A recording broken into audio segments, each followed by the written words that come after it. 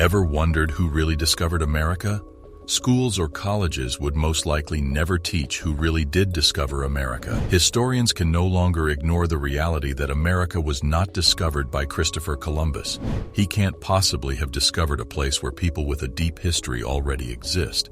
Thus, it is clear that the claim that Columbus discovered America is a complete fabrication. Who then was the actual discoverer of America, if not Christopher Columbus? Schools also would never really teach who really did discover America. Thankfully, modern records allow us to determine with some certainty who arrived in America first. Until today, several different communities have staked claims to the discovery of America. Since there is no definitive historical record of who discovered America initially, various accounts have been put up. Interestingly, there is data to support these claims as well. Our mission is to identify the pioneers who landed in the New World. But you need to be familiar with the divergent stories people tell. For instance, the Vikings emphasize the fact that they settled Iceland and Greenland more than 1,000 years ago.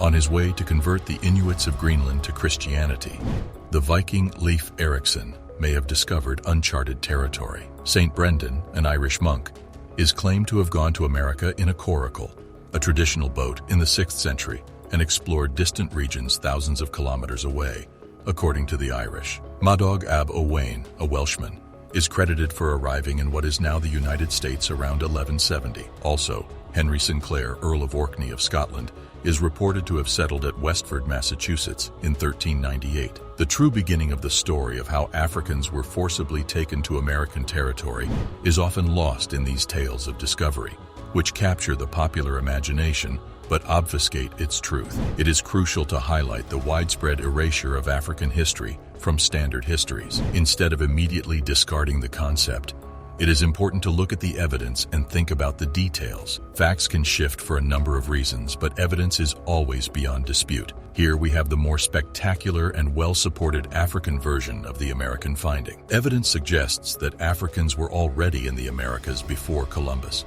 contradicting common perception. However, additional research into this past is required to fully comprehend the historical complexity of interactions between many civilizations and peoples. Despite popular belief, slavery did not play a central role in the founding of the United States. If this is accurate, then Africans were brought to the Americas as slaves by Europeans. Keep in mind that this can't happen before America was officially founded. Hence, no Africans were likely in the Americas at the time of discovery. As a result, it is important to emphasize that slavery was not the earliest institution in the United States history. There is mounting evidence that Africans were making transatlantic voyages to the Americas before Columbus, and maybe before any other advanced culture. An account written by Columbus himself is one of the most compelling pieces of evidence. Columbus wrote in his log that Native Americans acknowledged the presence of black-skinned people, and in 1920, a distinguished historian and linguist named Leo Vina from Harvard University described this in his book, Africa and the Discovery of America. These folks with dark skin had sailed up from the southeast in search of trade and had brought with them their gold-tipped spears. Columbus brought back samples of these spears to Spain, where they were analyzed and confirmed to be similar to those made in Guinea, West Africa. The first-hand reports of European explorers provide compelling proof that Africans were already in the New World before Columbus, but they are far from conclusive. One may see the near-perfect fit between Africa's western coast and South America's eastern coast by looking at a global map. There is great significance in the closeness of these two continents.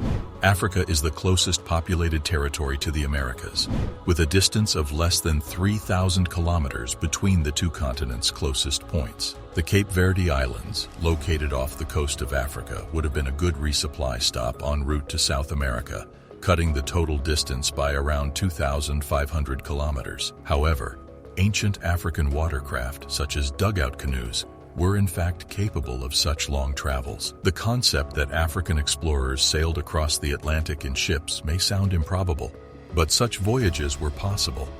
It's possible that these boats were able to cross the ocean in a relatively short amount of time with the assistance of the prevailing wind patterns and ocean currents that blow from Africa to South America. It is essential to keep in mind that the Europeans used the same winds and currents to transport Africans who had been abducted as slaves during the transatlantic slave trade. These individuals were brought to the Americas as property of the Europeans. According to the findings of archaeological digs, ancient Africans possessed a natural talent for shipbuilding. For example, a papyrus raft, dugout canoe, or long-hulled boat can be seen shown in a painting on some Nubian pottery that dates back to 3000 BCE. Another piece of Chadian artwork, this one dating back to 3500 BCE, depicts a boat on the Nile River from above. All of this speaks to the Africans' level of expertise in shipbuilding, which was most likely adequate to transport them to distant locations. This new evidence calls into question the commonly held narrative and provides support for the idea that Africans may have traveled to and settled in the Americas long before Columbus. We need to delve deeper into this history and conduct an in-depth analysis of the complex interactions that existed among the many different civilizations and peoples throughout time. Canoes with solid dugout hulls were constructed by Africans from Guinea using trees from a region of the Congo known as Gagantan. These beautiful canoes, which were discovered by Captain Pacheco Pereira and other Portuguese explorers, had the capacity to carry as many as 80 individuals. It is important to note that the safety of the ships that the Polynesians used to travel to the Americas is not under dispute by anyone. Africans are shown in a painting created in Portugal in the 15th century, utilizing sailing boats on the Congo River, putting to rest any speculation that they were unable to go across the Atlantic Ocean. This therefore debunks the theory that people from Africa could not have traveled to the New World. The unexpected discovery of American narcotics among Egyptian mummies has historians scratching their heads even more than they already had. Indicative of transatlantic trade of these narcotics to Africa, maybe thousands of years before the arrival of Christopher Columbus, the presence of South American compounds like cocaine and nicotine in these mummies is evidence of such trade. In point of fact, this is blatant evidence that cannot be refuted. The fact that the Olmec culture existed before any other complex civilizations in the Americas lends credence to the argument that archaeologists made in the early 1870s when they made the discovery of the Olmec civilization. A great deal of attention has been brought upon them as a result of the African-looking stone skulls that they fashioned and left behind in various locations around central Mexico. These enormous sculptures depict black men with helmets on their heads and a variety of features that are characteristic of people from Africa, such as large noses, thick lips, and hair braided in the form popular in Ethiopia. They have the potential to weigh up to 40 tons and stand up to 3.5 meters in height. During the time of the Olmec civilization in Mesoamerica, it is believed that priest kings ruled over wide territories, and these sculptures are viewed as metaphorically representing those priest kings. Additionally, it is claimed that these statues were carved from a single block of stone. Enjoying this video so far? Then subscribe now for more discoveries you never knew about. Floyd Hayes, a historian, is mystified as to why the ancient Olmec artists went to the trouble of faithfully representing African features when there were no Africans in the Americas prior to the advent of Christopher Columbus. It is not only a testament to their lack of artistic genius, but also to their lack of common sense, that they have the audacity to imagine that they can perfectly replicate such details of African facial anatomy from memory alone. To believe that they are capable of doing so betrays both their artistic aptitude and their lack of common sense.